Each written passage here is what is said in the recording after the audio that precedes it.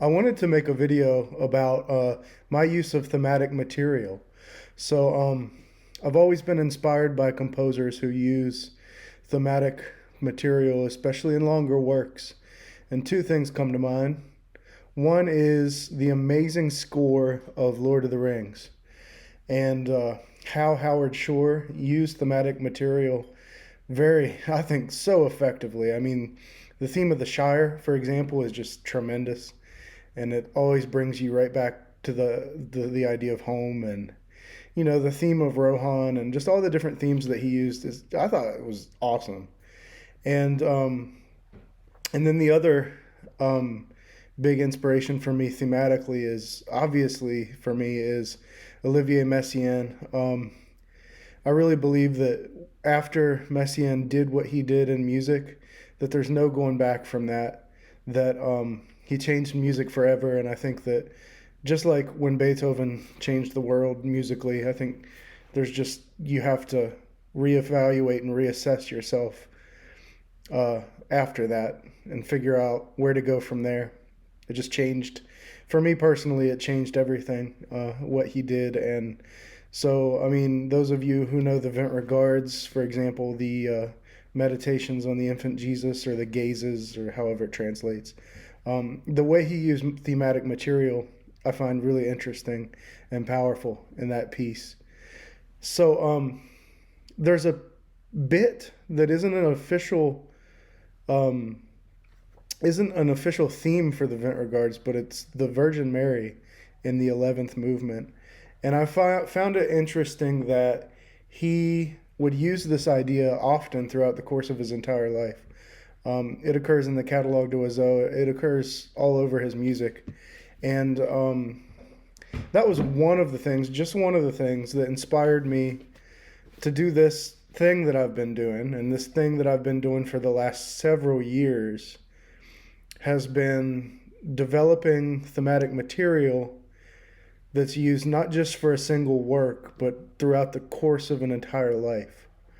So I've developed a few themes in my lifetime that I've developed and used and explored and exploited and tweaked with and just used in many different ways in my life and in my career. So today's video, after that long introduction, today's video is just to show you some of these ideas that I've been working with, some of these themes that I have been inspired by and love personally. And I just find it a very interesting idea to use the same themes in different ways throughout the course of an entire lifetime. So we will start with the first.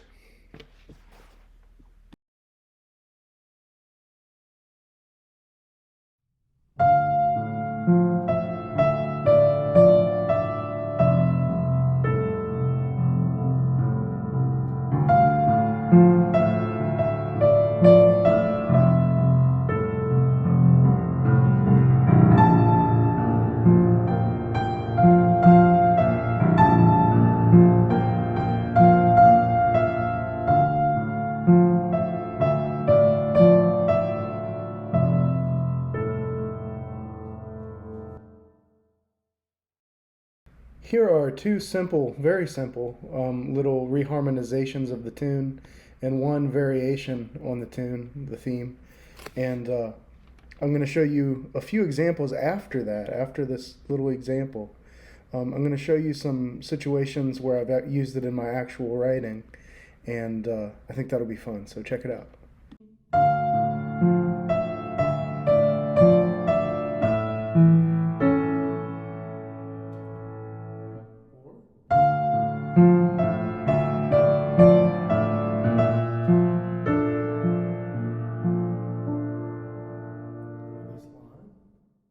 This is a line or variation on the theme of the moon that I really like. I've used it in some of my compositions. You'll have to forgive me that I can't think which off the top of my head. May have been in the preludes. I'm not 100% sure, but I've used it a good bit, and I just think it's a kind of a neat little variation. One other point. I think it's a something I'm going to do a lot more of. I'm going to start developing themes for various star systems and planetary bodies and celestial events, just because I like it as a programmatic feature, the idea of a theme as a programmatic unit, so that in my work, whenever the theme of the moon comes up, it's like a pastoral imagery of the moon. Sometimes I have the moon coming in the daytime, like when you see a clear, pale moon in the day. Others, full moon, stark at night with stars and the moon star above and things like that. So my point is, I just like to use it as a theme to evoke that imagery in my music. So check out this little line, and then directly after the line, I will play some examples in various musics that uses it. One I want to say beforehand is going to be the Tabernacle album that we did. The live albums that we did uses the theme of the moon, and it's one of my favorite of all time expressions of that theme. So here we go. Ready? Here we go.